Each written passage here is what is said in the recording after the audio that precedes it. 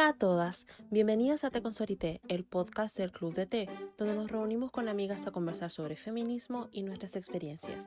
Calienta agua, sírvete una taza de té y comparte con nosotras este espacio. En este episodio vamos a abordar un tema esencial para entender la dinámica de las brujas y nuestra vida como mujeres, que es la relación entre feminismo y sexualidad. Vamos a hablar un poquito de magia, historia, persecución y algunas cosas prohibidas. Toma tu tecito y empezamos el podcast. Hola Connie, hola a todos, ¿cómo están? Les doy la bienvenida a este nuevo episodio del podcast de Consarité. Estamos aún dentro de esta temporada dedicada a las brujas y el capítulo de hoy, que es sobre brujas y sexualidad, si bien tiene mucha relación con las brujas y durante el episodio vamos a hablar mucho sobre el tema inserto dentro de las brujas, sin duda la sexualidad es un tema fundamental dentro del feminismo y sobre todo se ha visto en prácticamente todas las épocas y todas las olas feministas. Es por eso que este episodio lo hemos postergado bastante y cuando empezamos a diseñar esta temporada dijimos sí o sí tiene que estar dentro de la temporada de brujas. Así que esperamos que les guste, esperamos que sea un aporte, a pesar de que este es un tema tan profundo, tan amplio dentro del feminismo, que es imposible abarcarlo desde todas sus aristas, pero esperamos que esta sea al menos una buena entrada para empezar y darles a conocer este tema tan importante dentro del feminismo.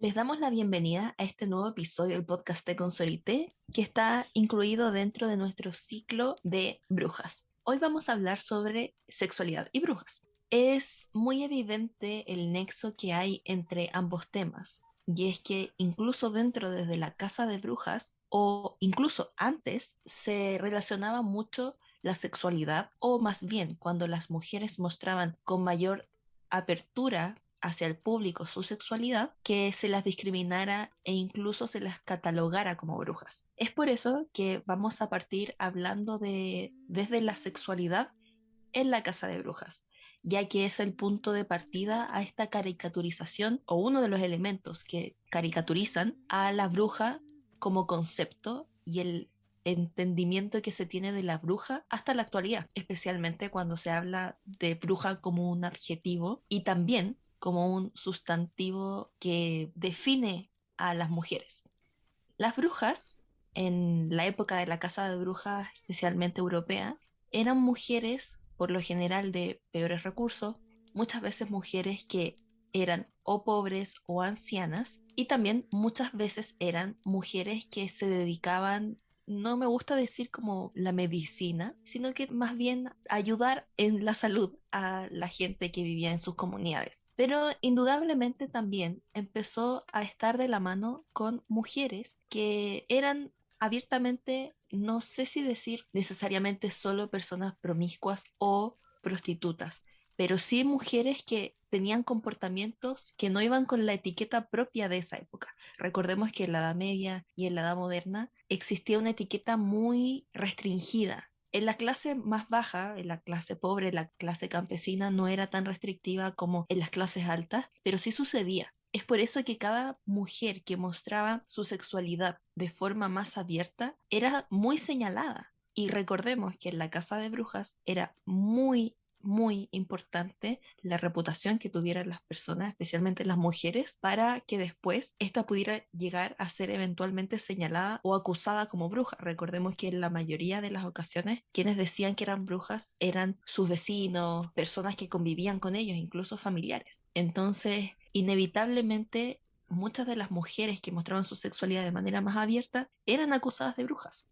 Además que no hay que olvidar que es algo que se tiende a olvidar, es que además de que las acusaciones eran ridículas y vamos a hablar sobre ellas en un momento, es que estos juicios de brujas, y ya lo hemos conversado en algunos capítulos donde hemos abordado esa problemática, en estos juicios para probar que sobre todo mujeres, eran brujas. Vamos a ver que en estos llamados procesos ocurría mucho que las personas que estaban, no sé si llamar qué figura legal porque no existían en ese momento, pero muchos de ellos eran personas vinculadas a la iglesia, abusaban sexualmente de las mujeres para probar que eran brujas. Entonces también había una violación completa a sus derechos, no solamente el abuso que ya es traumático, sino que también este tipo de cosas ocurrían públicamente, delante de todo el mundo, no había ningún tipo de representación o derecho donde estas personas pudieran reclamar para nada. Entonces se normalizó muchísimo la humillación y el abuso. Entonces me parece importante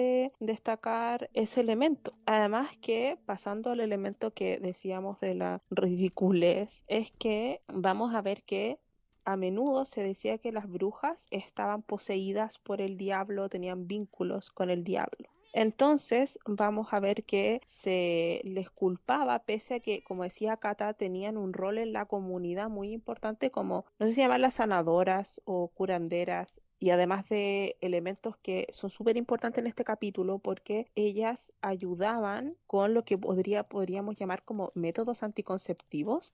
Se les acusaba como causantes de enfermedades, pérdidas de cosecha, mujeres que podían tener lo que llamamos mastitis o cualquier problemática que afectara en su lactancia, impotencia sexual por parte de los hombres, cambios climáticos, enfermedades de todo tipo y muerte, porque se asumía que las brujas tenían muchos poderes. Entonces vamos a ver que en este texto que hemos mencionado muchas veces, que es el Maleus Maleficarum, se hablaba de que las mujeres podían causar que el hombre literalmente perdiera su pene, o que tenían el poder de causar impotencia o darle a los hombres erecciones permanentes, en fin, un montón de maldiciones, y que hacían hechizos con partes del cuerpo y que las brujas provocaban la infidelidad y que generaban problemas en los matrimonios. Hay un montón de casos que decían que los hombres fueron como secuestrados por estas brujas antes de la noche de bodas y fueron abusados y que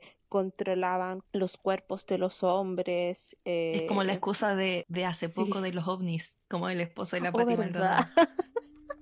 Me encanta, malditos hombres, como siempre inventando cosas sobrenaturales porque son unos infieles y unos cerdos, pero en verdad era increíble. Y también se planteaba de que las mujeres torturaban a los hombres, tenían máquinas de tortura y fueron torturas que también se aplicaron a ellas. Por ejemplo, una de las marcas de bruja era que uno no era virgen, entonces justificaba sus abusos. Por otro lado, si es que tenía un tercer pezón, esto es muy absurdo porque hay muchas personas, no es algo común, pero hay muchas personas que tienen más de dos pezones. Lo otro también que se hacían eran unas máquinas que se llamaban bridas de bruja, que estaban construidas con un aro que pasaba por encima de la cabeza de la persona. Se introducía un trozo de hierro con puntas en la boca, eran cuatro puntas, dos, una al paladar y una para la lengua, y otras en las mejillas, y al mismo tiempo se sujetaba a las mujeres, ¿cierto?, en una celda, la mantenían despierta, las vigilaban para que, comillas, confesaran, y la idea era enloquecerlas de alguna manera, y un montón de otras torturas más sexuales que no vamos a mencionar en este capítulo, pero que lamentablemente me parece importante destacar porque, y lo vivimos en Chile, en la dictadura incluso, y en todos los conflictos de todo el mundo, lamentablemente existen formas específicas de tortura sexual para las mujeres. Y eso me parece importante destacarlo porque lo vemos a través de la historia en todo el planeta. Finalmente, siempre va a quedar que estas supuestas brujas tienen una sexualidad antinatural o demoníaca que después se va a extender a la construcción más moderna de lo que hoy llamaríamos la figura de la puta, por ejemplo. Y quiero destacar eso porque hay un libro muy interesante, lo he mencionado en otras oportunidades, y hay varios artículos también que abordan el tema de la sexualidad y la brujería y todo eso en distintos casos. Y este libro, que lo quiero recomendar, se llama Conjuring the Sex Positive Witches, Sluts, Feminists, que es de Kristen Solly, se escribe Solly, Lee. Ella aborda como todo este transcurso de cómo pasamos, o esta triada entre brujas, putas y feministas, y cómo esa construcción se ha ido dando en distintos contextos. Bueno, ella lo aplica sobre todo a Estados Unidos, pero es bien interesante, como para hacer el primer marco. Igual de todas formas, en este capítulo vamos a hablar de muchas cosas, así que tenemos que generalizar harto. Ya cerrando este punto de lo que fue dentro de la casa de brujas, o más bien en la antigüedad como un todo, lo que era la sexualidad slash brujería, queremos pasar ya de lleno a sexualidad y como un elemento fundamental dentro del feminismo. De hecho, no hay que recordar, porque es fundamental y lo hemos hablado durante todas las temporadas, de que la segunda generación del feminismo que se dio en los 60, 70, tenía en gran parte como su lema o su tema a tratar la sexualidad. No solo porque iba de la mano con la liberación sexual, que contextualicemos, era la época de los hippies, por generalizarlo de una forma tonta,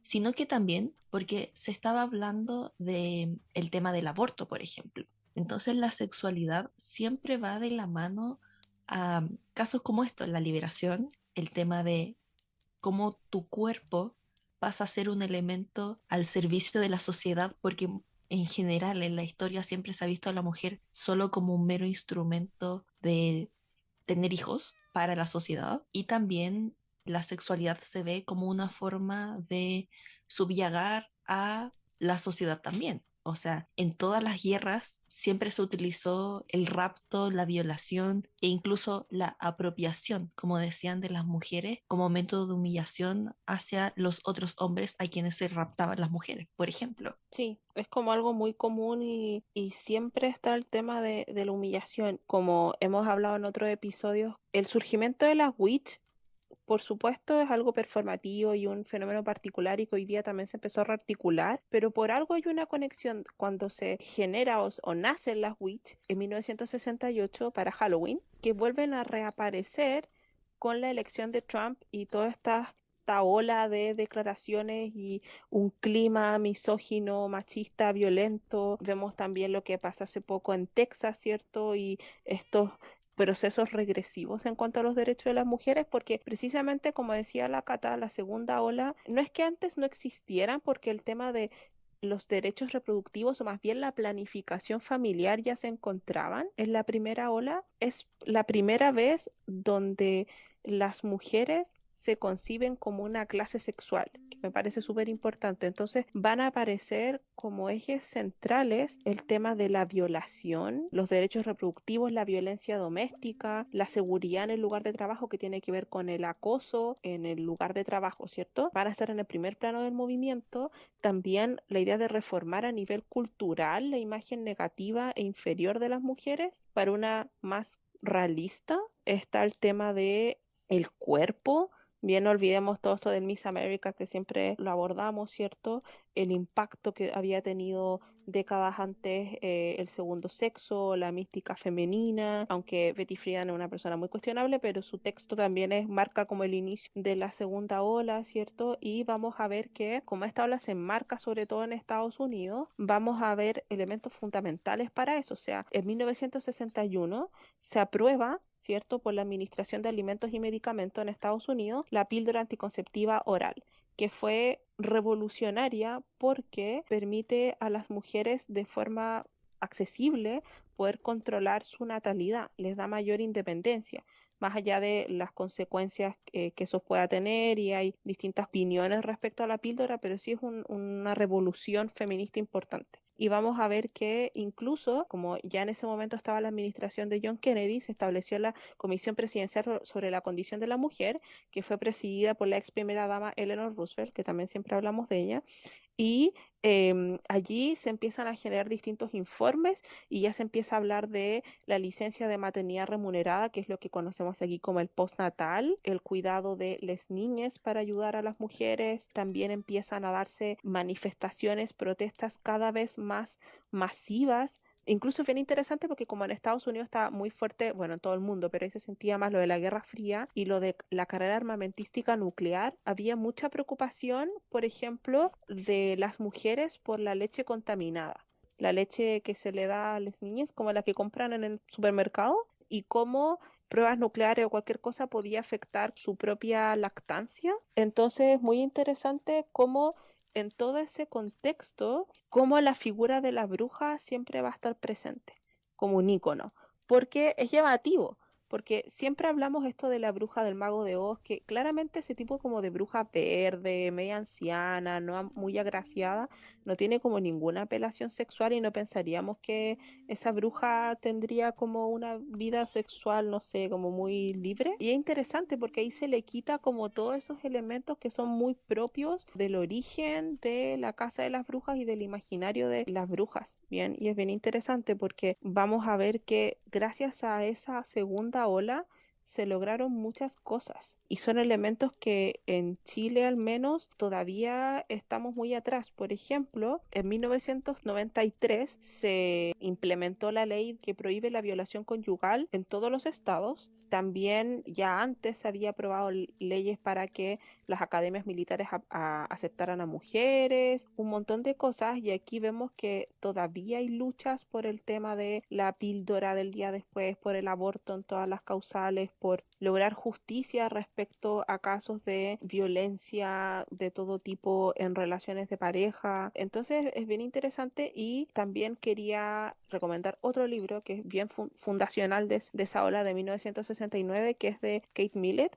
que es La política sexual, que el texto es muy criticable, pero si lo leen en ese contexto, es bien interesante. Y la tesis básicamente, o la pregunta que se hace la autora es cómo el patriarcado invadió el discurso sexual y condujo a la opresión de género. Y esta discriminación comenzó con el género y luego ocurrió cuando incorporamos las variables de raza y clase. Es bien interesante y ahí, por supuesto, surge la idea del ensayo, el famoso ensayo de Carol Haynes, Lo personal es político. Se empieza a articular todo eso, pero la idea de las witch o la bruja, como las witch duraron tan poquito tiempo, como que se pierde y luego tiene como su renacimiento, como ya lo abordamos en las brujas adolescentes, y empieza a aparecer ya en los últimos años como para reivindicar el tema de la sexualidad. Sí, sin duda. Y es triste, lamentable, como en muchos países todavía estamos pegados en la segunda ola. Qué Sí. terrible.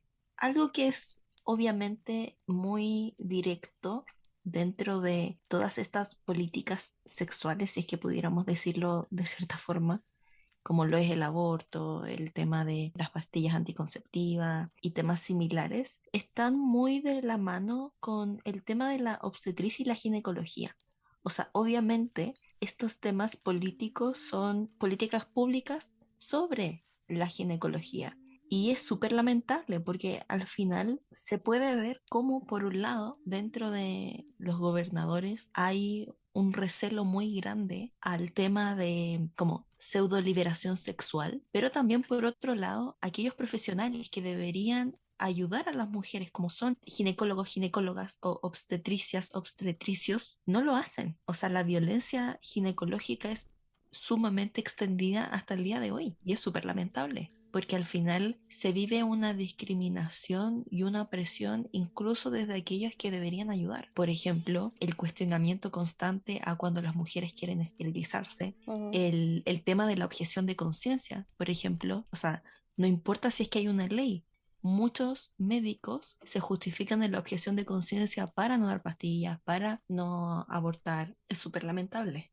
Además que estaba pensando en algo, porque preparándonos para este episodio, quería destacar, volver al tema de las violaciones a los derechos humanos múltiples que ocurrían en los juicios de brujas, o en la casa de brujas, porque ese tema también, incluso como trigger warning, también ocurrió bastante, hubo varios testimonios de aquello, no solamente en dictadura, sino que después del estallido social y de todos los testimonios que aparecieron, porque son cosas que se repiten. Cuando una bruja era acusada y era encarcelada, era desnudada, se le afeitaba todo el cuerpo, era registrada, o sea, por un montón de inquisidores delegados, con las manos con agujas, buscaban marcas corporales, bueno, le había mencionado el tercer pezón, también alguna anomalía en su vagina. Con el tema de las torturas yo les mencionaba esta como maquinaria, pero también utilizaban otras torturas en órganos sexuales, ¿cierto? Ah, y lo del pezón.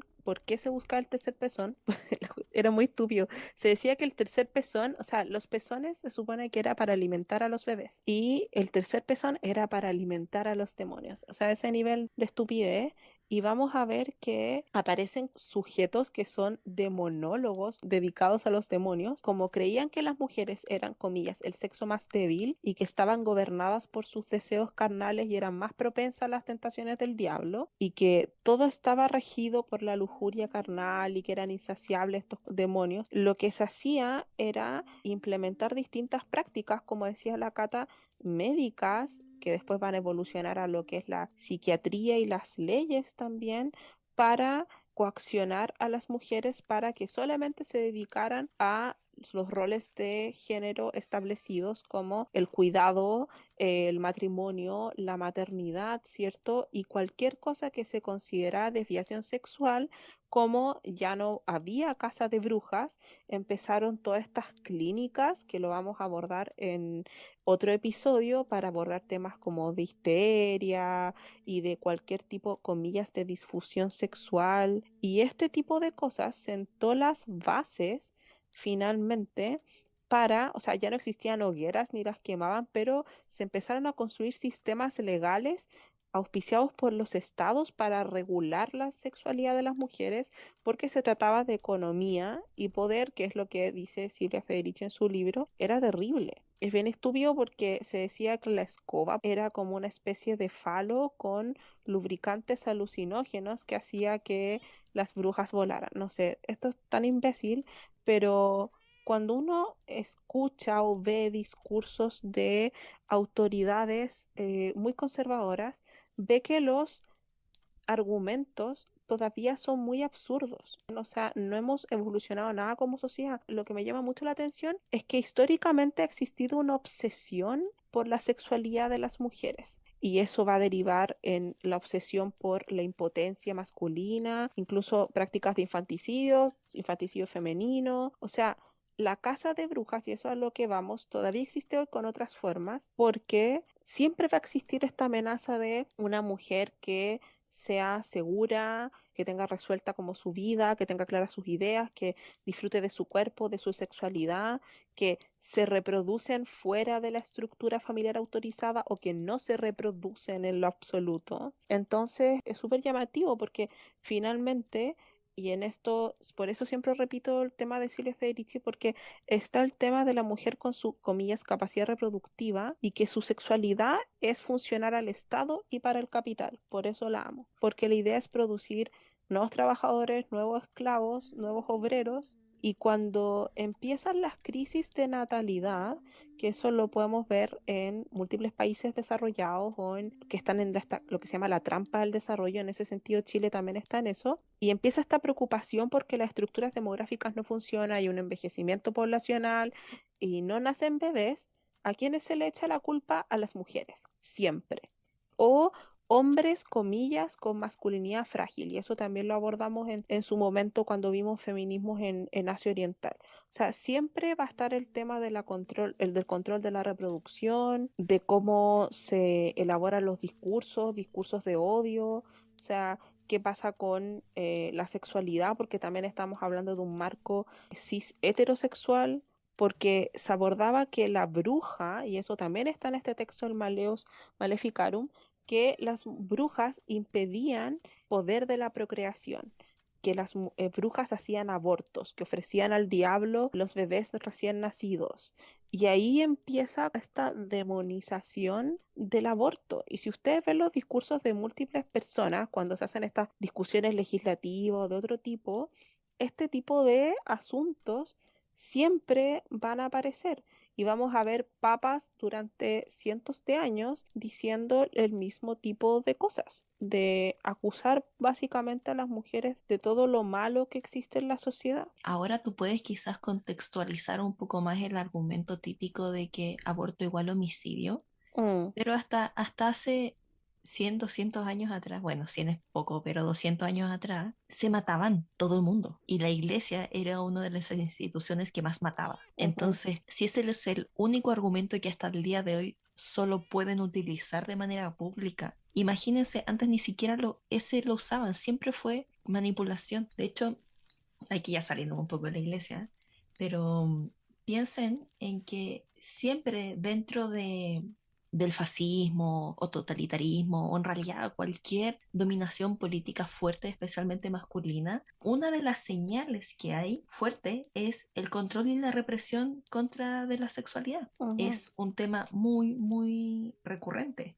sumado obviamente también a una obsesión al culto a la tradición y las raíces, al tema de los valores exaltados de la sociedad, los cuales como siempre han tenido un componente sumamente misógino. Obviamente se ataca a la mujer. Entonces es constante, sobre todo en épocas como la que estamos viviendo en la actualidad, que se perpetúen estos Mm. discursos. Es súper triste. Sí, además que muchas veces, y esto uno lo ve mucho en el, no sé si existirá todavía, pero esto como estas historias de campo, el trauco, no sé, todas estas como Sí, sí, criaturas que era para justificar embarazos adolescentes o embarazos fuera del matrimonio, había un ser demoníaco que había abusado de niñas, adolescentes sobre todo, y esto era para ocultar muchas veces violaciones y violaciones dentro de los mismos grupos familiares o dentro de las comunidades y era súper normalizado y las personas lo creían. Pues insisto, no sé si eso ocurrirá todavía, pero era súper común y el trauco, qué terrible. Cuéntenos en los comentarios si es que provienen de esos lugares o conocen esa historia o de si no escuchan de otro país, qué tipo de historias aparecen, porque me parece súper violento. O sea, el tema de la superstición y la magia todavía existe y quería destacar otro tema. Obviamente no lo vamos a desarrollar en gran medida, pero me parece importante que es la violencia menstrual que existe porque, bueno, hay una reivindicación y muchas mujeres o personas que hoy en día a través de prácticas más bien espirituales o ligadas con la naturaleza y no sé, la luna llena o en fin, abordan el tema de la menstruación y del ciclo menstrual desde otras formas, lo cual me parece muy interesante.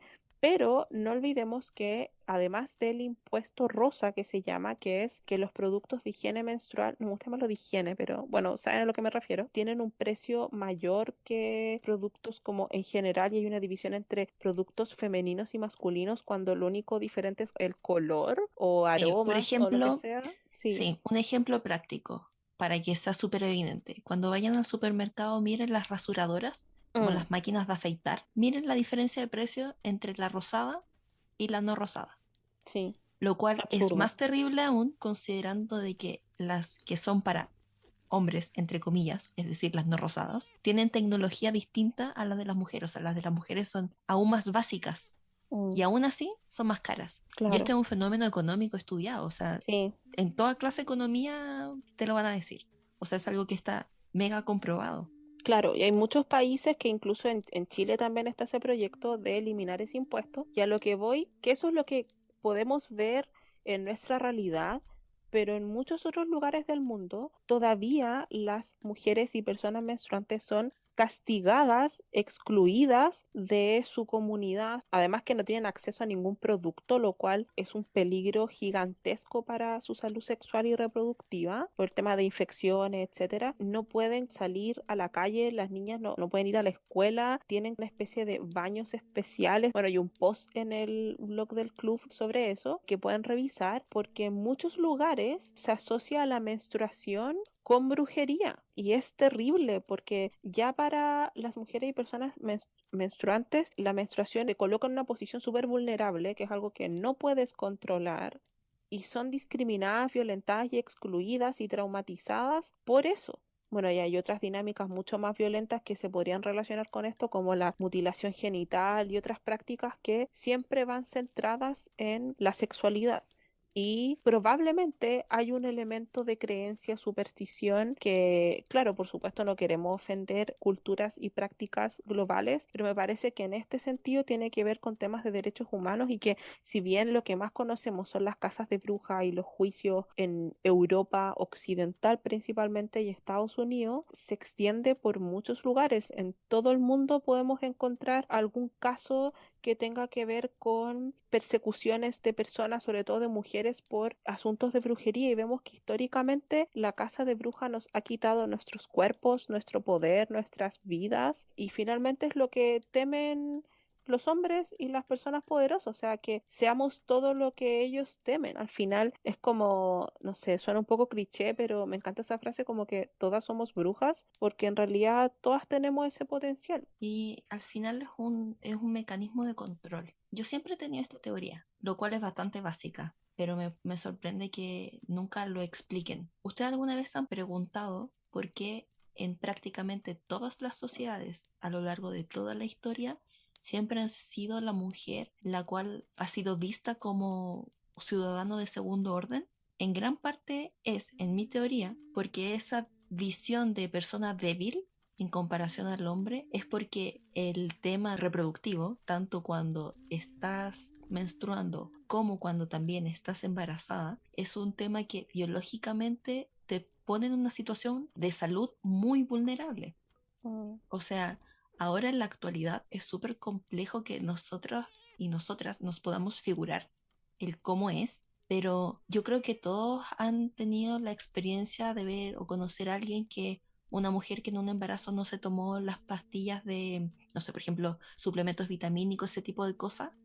A mí me ha tocado conocer gente que no lo hizo y perdieron los dientes, sufrieron anemia, perdieron pelo y un montón de situaciones así, porque obviamente estar embarazada es biológicamente súper complejo. Súmele que antes no existía la cesárea. Obviamente el Ecografías. índice, claro, obviamente el índice de mortalidad en los embarazos o en los partos más bien era súper alto, pero también la salud posterior a esa era súper complicada porque obviamente, si tú no tenías estos suplementos vitamínicos, cada vez que estabas embarazada, tu cuerpo se deterioraba. Mm. Y eso es real. O sea, ¿cuántas mujeres quedan con osteoporosis, por ejemplo, después de un embarazo? Es sumamente común. Entonces, no es tanto que sea que la mujer tenía menos fuerza, porque yo les apuesto que la mujer en la Edad Media tenía más fuerza que un hombre promedio de la actualidad. Se lo aseguro, Mm. porque la fuerza es una cosa de resistencia y de ejercicio. O sea, cualquier persona que se ejercita tiene fuerza. Y yo a las chicas del club de té siempre les digo, me da rabia que sea una cosa como meramente física, porque una mujer, no sé, escandinava, obvio que va a ser mucho más alta y más fuerte que un hombre chileno, porque es una cosa como genética también el tema del porte o el tema de la masa muscular. Entonces, yo creo que el tema de esta como discriminación o verlo como el sexo débil es porque los embarazos y la menstruación te dejaban en esa posición biológica, Las labores de porque cuidado también.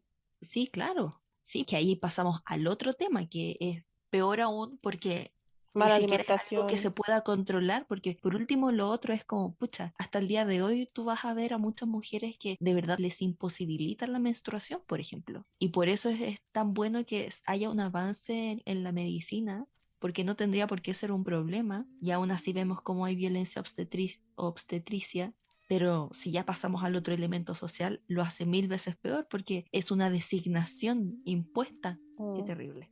Sí, da mucha rabia. O sea, vamos a ver que todavía la división sexual del trabajo permanece intacta. Hay un control sobre nuestras funciones reproductivas. Finalmente, somos perseguidas por buscar el control de la natalidad, derechos reproductivos y sexuales básicos. Entonces, vamos a ver que la desinformación y la demonización son dos constantes en la historia de nuestra salud sexual y reproductiva.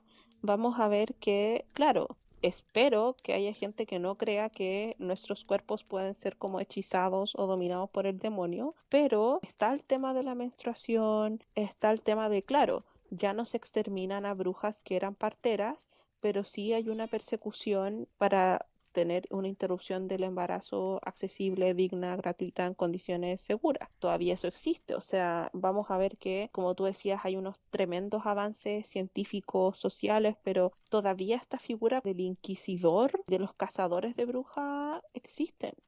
Vamos a ver que, y siempre destaco eso y le agradezco mucho como a nuestras ancestras que eran acusadas de bruja porque fueron las primeras que enseñaban método anticonceptivo y proporcionaban abortos a las mujeres. En ese tiempo no había nada. Es súper fuerte porque vemos que quizás como en Chile no es completamente legal, pero bueno, vemos que muchos médicos y médicas han sido como perseguidos por apoyar esta instancia. Son perseguidos como en redes sociales, políticamente, por sus colegas, a veces desvinculados. E insisto, acá no existe tan ampliamente, pero por ejemplo, en Estados Unidos, Canadá es muy común estos lugares de Planned Parenthood como de planificación familiar y centros de apoyo a mujeres sobrevivientes o en situación de precariedad. Y vemos que siempre sus centros son vandalizados, les quitan presupuesto. De hecho, hay un caso como muy chistoso porque una vez en 2015 acusaron a Planned Parenthood de que vendía ilegalmente tejido de fetos abortados. Como ese es el nivel, o sea, y era esa como teoría conspiranoica tuvo mucho eco, personas como activistas antiaborto le impulsaron los republicanos. Y fue una casa de brujas. Y principalmente esto fue en Texas, donde hoy existe esa ley. Entonces, yo siempre digo esto, como que y hay que tener cuidado, sobre todo en este contexto. Las personas se reían de Trump, probablemente se rieron de Hitler en su momento. Yo creo que no hay que... El humor sirve, pero hasta cierto punto. Yo pienso que los discursos de odio hay que temerles y hay que actuar contra ellos porque pueden derivar en violaciones de derechos humanos. Me parece que no es aceptable que existan ciertos personajes y sus discursos de odio con vitrina pública. Entonces me parece que es importante estar alerta y estar denunciando y movilizarse al respecto, porque el temor es real. Me parece que, claro, la casa de brujas puede ser muy lejana, pero ya con todo lo que pasó en el estallido social, como que yo me obsesioné mucho. Además que justo leímos los testamentos, no sé si te acuerdas, Cata, que justo como que habíamos dado los testamentos cuando fue el estallido social. Me obsesioné mucho con esto de Gilead. Me parece que en muchos lugares Gilead no necesariamente es una distopía. Hay que tener cuidado en ese tipo de cosas porque nos ha costado tanto avanzar en un mínimo de derechos así, pero elementales y que son irrenunciables, que claro, no tenemos el Maleus Maleficarum. Están las leyes, hay políticas públicas, hay crímenes de odio, hay persecuciones. Es muy terrible. Y pienso que en ese sentido hay que tomarlo en cuenta al momento de movilizarnos, de votar y todo ese tipo de cosas, porque va más allá, insisto, con esta frase de lo personal es político, va más allá de nuestras vivencias. ¿Te parece si hablamos más en detalle sobre el tema de la liberación sexual y cómo se relaciona la idea de la brujería con el placer erótico femenino y la anatomía sexual de las mujeres? Esto es súper fuerte, porque en verdad no sé si ahora será así, porque no sé, nunca me he dado el tiempo para conversarlo, pero de hecho con la Cata queríamos hace mucho tiempo hacer un episodio como asociado con sexualidad y éramos como que nos autocensurábamos, porque no sé por qué. Pero en verdad, yo creo que nuestra generación, pese a que fue mucho más progresista y había más información que en la generación de nuestras ancestras, por supuesto, tampoco era tan abierto como hoy en día cuando hemos tenido algunas charlas con nuestras amigas profesionales de la salud sexual y reproductiva, es súper tabú. Por supuesto, en círculos de amigos o de confianza lo puedes hablar, pero no sé, no lo veo como tan común que hablemos del placer, de la sexualidad. Todavía sigue siendo tabú, lo cual me parece triste. A lo más nos recomendamos como, o a qué ginecóloga vas o algún problema, como que ahí pides ayuda, pero como que no son temas que conversemos normalmente a menos que sea como tu mejor amiga. Es que yo creo que va muy de la mano con aquellos discursos que son muy difíciles de sacar. Mm, Hay temas que para muchas de nosotras, que a pesar de que nos inculcaron o nos criaron en una dinámica tanto interna, familiar, de manera consciente o inconsciente, como también a modo social ya más macro, todos tenemos y todas tenemos, y por esto incluyo hombres, mujeres, todo el mundo, tenemos dinámicas que están manchadas por esta comunidad históricamente machista. Y me si bien siento hemos como sacado, católica, claro, como cristiana. una, claro, una cultura súper judeocristiana. El tema es que hay muchas cosas que hemos ido sacando o que fácilmente ya no están como dentro de nuestras dinámicas y sobre todo de nuestro pensamiento inconsciente, pero esta cosa del pudor que va totalmente relacionada con la sexualidad, siento que es una de las cosas que más difícil ha sido de sacar por lejos. Y cuando es en la discusión, siempre es desde el punto de vista, por ejemplo, discutamos sobre el aborto como un elemento político, no como un elemento que podría ser de cada individuo. Y eso es súper demostrativo de que realmente cuando se habla de sexualidad se saca de la individualidad y se ve como un problema social, y si es algo individual, el pudor gana y no se habla. Y por eso yo creo que es tan difícil de Mm, sacar y ha sido una de las cosas más difíciles de efectivamente mejorar. sí. Además que todavía la inexistente educación sexual que existe está muy basada como en la anatomía o cómo funcionan las cosas más que muchos aspectos que tienen que ver con cómo vivir tu sexualidad. Me acordé, bueno, yo tengo una profesora en mi doctorado que se llama Valentina Bulo, me encanta ella porque, bueno, ella es filósofa. Pero su área de investigación es como las políticas del placer. Bueno, escribe muchas cosas, pero tiene muchos libros sobre eso, así que si quieren como abordarlo académicamente, lo recomiendo porque es muy entretenido. Y además que sí, o sea, por ejemplo, con el tema de la sangre, siempre la sangre menstrual se ha asociado con, por ejemplo, sangre con impurezas, que hay que eliminarla. Y claro, vamos a ver que estas son creencias que lamentablemente están implícitas en nuestra cultura. Vamos a ver que históricamente el semen se transformó en una sustancia, decirle sustancia, preciosa porque se pensaba que podía viajar desde la médula espinal hasta el cerebro, y como había una conexión con el cerebro, la sexualidad masculina se asociaba con la actividad cognitiva, el comportamiento racional, tomar buenas decisiones, el liderazgo. En cambio, las mujeres éramos lo opuesto, ¿cierto? Esto de que nuestros cuerpos son pasivos, que nuestro útero determinaba nuestra personalidad, y estaba todo el tema como de la histeria y un montón de cosas, todo el pene atrofiado, Freud y todos sus amigues. Entonces está como esta tensión en que las mujeres somos pasivas, pero como lujuriosas, y que eso hay que controlarlo porque nos lleva a tomar malas decisiones. Y también hay otros elementos religiosos de asociar el sexo con el pecado original, y que somos descendientes de Eva y que estamos conectadas con el deseo y somos tentadoras y seductoras y malvadas, somos consideradas lo peor, ¿cierto? Entonces es bien complejo porque cuando mezclas religión con teología, biología, temas políticos, entonces vivimos en una sociedad muy falocéntrica, donde el tema de la sexualidad, el placer y de conocer nuestros cuerpos es algo que todavía nos da mucha vergüenza porque nos pone en una situación muy vulnerable.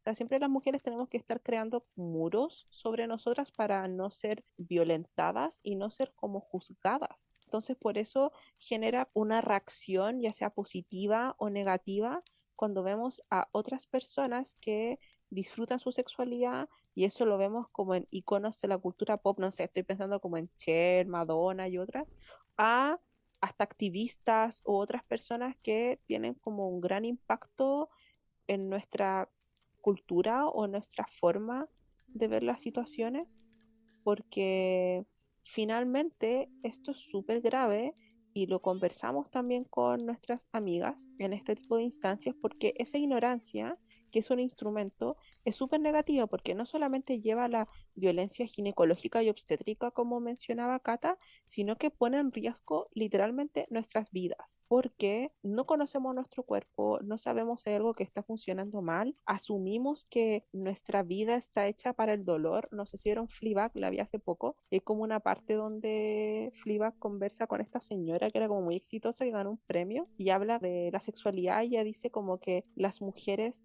nacemos normalizando el dolor, y que cuando viene la menopausia que te liberas, me encantó como esa parte, pero sí, estamos acostumbradas a que la menstruación es dolorosa, el parto, las relaciones sexuales, pasar por un montón de enfermedades, infecciones, en fin. Y claro, lo que nos decía, por ejemplo, Loreto en esas charlas es que lamentablemente nuestros cuerpos son como un caldo de cultivo para enfermedades y sufrimiento. Y por lo mismo es tan necesario conocerse, conversar, obtener el feedback o la orientación o la guía adecuada, conversar con las amigas, amigues, conversar con tu pareja si es que tienes, porque finalmente es un asunto muy vital. y que no deberíamos normalizar algo que no se habla o tabú o que tú tienes un problema y eso es así. Me parece muy complejo que todavía estemos en esa fase. Pero es complejo, por lo que decía yo antes, de que es algo que está muy intrincado dentro de nuestro inconsciente. Entonces va a ser una de las cosas más difíciles de cambiar. Y mientras no se normalice a través de, por ejemplo, políticas públicas, difícil que con mayor razón pase a ser distinto dentro de nuestra narrativa. O sea, van a pasar generaciones, probablemente nuestra generación no tenga nunca ese cambio, sea algo personal y aún así en el inconsciente siga costándonos, porque el pudor es, a final de cuentas, también una forma de protección. Mm, Y eso es porque inevitablemente la sexualidad, por un lado, claro, está asociado a un tema más personal, pero por otro lado también va al tema de la violencia. El miedo que las mujeres tenemos a no andar solas porque nos pueden violar, por ejemplo. Entonces hay muchos elementos, muchas variables que van metiéndose en los distintos problemas que lo hacen sumamente complejo. Y el problema es que, por ejemplo, la violencia sexual va a parar solo una vez que también aquellos que ejercen la violencia sexual tengan educación sexual. mm, Y por eso es algo que lamentablemente es a largo plazo. O sea, mientras no haya una educación sexual y no haya una intención de cambiar en la mayoría de la sociedad, las generaciones futuras tampoco van a cambiar. Entonces, si es que se llegara a cambiar, va a ser, insisto, en generaciones futuras. mm. Lamentable, pero cierto. Lo que sí quiero ser optimista, porque ahora pienso que nunca es tarde.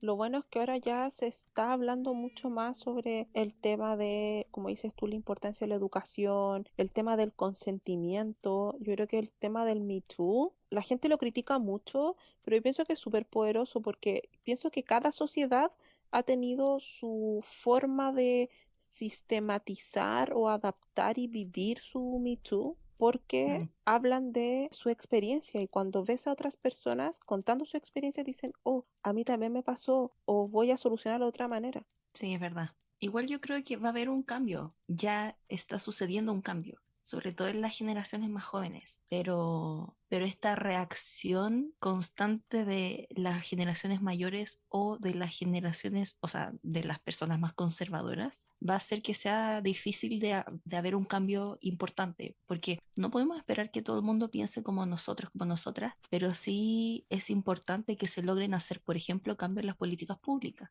Entonces es muy importante que haya, por ejemplo, educación sexual, así como también debería haber educación cívica y un montón de otras cosas. Pero yo creo que se va a un buen camino y bastante rápido. O sea, tenemos que pensar que en el pasado los cambios eran sumamente lentos. En cambio, en este último siglo o siglo y medio, los cambios han sido extremadamente rápidos. Yo creo que por lo mismo han sido tan violentos y quizás tan inconstantes en el sentido como de contradictorios, pero se van generando cambios, eso es bueno. Además que, insisto, siempre tratamos de terminar como los capítulos con un final feliz o con un grado de optimismo. Recordé eso porque justo en estas fechas se cumple como el segundo aniversario de Un violador en tu camino de las tesis, que no solamente fue fundamental para el proceso del estallido social o la revuelta, sino que también tuvo un eco en todo el mundo y es tan potente y pienso que eso también refleja cambio y un cuestionamiento. Así que si no lo han visto, si estaban debajo de una piedra y no lo conocen, no solamente eso, sino que también exploren otras obras de las tesis y las autoras en las que se basan, porque también tienen performance basadas en Silvia Federici, en Rita Segato, que es esa en particular, y en otras grandes feministas. Lo otro que para darle un poco más de, no sé si humor, pero distensión al asunto y poder ir finalizando este capítulo, es el tema de la magia y el amor y la sexualidad. Porque siempre se asocia como esta idea de que hay brujas que hacen como estos amarres y estos hechizos y vudús y cosas así para el tema del amor y todo eso, que a mí me parece divertido porque no creo en aquello. Pero para muchas personas sí es súper importante. No sé si todavía lo será como transversalmente, pero quizá en generaciones pasadas eran más supersticiosos, no lo sé, o en otras culturas. Yo creo que algo que lo hace súper interesante, sobre todo bajo el contexto de lo que trata esta temporada, es que la brujería es algo que se ha ido desestimando en el tiempo y que se ve casi como algo ridículo. O sea, si tú miras a alguien y te dice, me creo bruja o creo en la brujería, te van a mirar y se van a reír en tu cara, probablemente. Pero algo que no se ha desestimado ha sido justamente lo relacionado a el romance, como por ejemplo con la Connie hablábamos, el tarot casi siempre son preguntas respecto a dinero o amor, los amarres y un montón de cosas de ese estilo. Entonces es súper interesante ver que estas han sido las cosas que se han mantenido, quizás de manera diferente, pero que son una de las pocas demostraciones que han sido constantes antes de este como revival de la magia que ha sucedido en los últimos años. Además que si ustedes hacen una búsqueda rápida, van a encontrar muchos, además de estas como personas de dudosa procedencia que se supone que manejan este tipo de cosas, que ofrecen sus servicios por altas sumas de dinero, pueden encontrar, no sé, tarots, como decía la Cata, vela, incienso, cualquier práctica para generar situaciones o relaciones más satisfactorias. Me parece como muy interesante y lo encuentro entretenido. No sé si recuerdan la película Jóvenes Brujas, que siempre la menciono como una de mis favoritas. De hecho, como hay una situación de acoso, de abuso, precisamente como uno de los como el primer hechizo que les resulta, y no es spoiler porque la película tiene como 25 años, es para que el sujeto, el tipo, cambie, bueno, las cosas resultan mal, pero como que el tipo cambie y no sea un acosador y un depredador. Es bien interesante porque usan la magia como para eso. Y después como que la cosa se desvirtúa y la otra lo usa como para gustarle y todo el tema. De hecho, les dejamos esta invitación de que nos cuenten cuáles son las cosas que conocen o que han escuchado que existen respecto a esta como magia sexual o a esta magia que se utiliza para el romance. De hecho, estaba buscando información seria, lo juro, y encontré un artículo, lo cual me pareció interesante, de Teen Vogue, o sea, de Vogue para adolescentes, que dice cómo usar la magia sexual para manifestar tu mejor ser como self. No sé, la señora en mi interior explotó. Como que esto salga en una revista adolescente, pero está bien. Porque es importante tener como ese tipo de conocimiento, pero me pareció muy importante. Si lo buscan como en Teen Vogue, van a encontrar, mira, hay muchas técnicas, hablan de el arte de la visualización, juguetes, luna llena, colores, conectarse con el cuerpo, el espíritu y el alma, y salen videos, etcétera. Es como muy común encontrar artículos como en revistas que tienen cero criterio, me refiero a que son como comerciales, abordando estos temas que ya escapan prácticas de ciertas fe religiosas o grupos o organizaciones, espiritualidades que abordan esto, pero siempre hay un elemento mágico relacionado con esto y lo vamos también a abordar en otro episodio que viene pronto de forma más profunda. Así que como pueden ver, este tema va para mucho. Podemos estar miles de horas hablando, pero lo más importante es que entendamos la problemática en sí y que también sientan la confianza y busquen espacios seguros y personas adecuadas y fuentes adecuadas para dialogar, informarse, educarse, aprender y poder no solamente hacer un análisis crítico de la sociedad y cómo eso impacta nuestras propias vidas y en nuestros derechos, sino que también a llevar una vida saludable, feliz, plena y vibrar alto. No sé si ese es como el mejor punto, pero lo decía de forma irónica. Merecemos ser felices y puede sonar muy cliché, pero me parece que es necesario, sobre todo en estos tiempos que son tan difíciles. Con eso hemos terminado este capítulo. Sabemos que abordamos muchas cosas y también sabemos que ninguna fue con sumo detalle, pero uno de los últimos capítulos de esta temporada va a ser justamente sobre uno de los temas que hablamos en este episodio. Así que escúchenos hasta el final de la temporada. Que estén súper bien. Adiós. Adiós, cuídense. La sesión de hoy ha terminado. Esperamos que hayas disfrutado este episodio de Te con Sorité y nos sigas acompañando la próxima semana. Recuerda que publicamos un nuevo episodio cada viernes en todas las plataformas y no olvides seguirnos en nuestras redes sociales como @leclubdt y visitar nuestro sitio web www.leclubdt.cl. Abracito y nos escuchamos la próxima semana. ¡Adiós!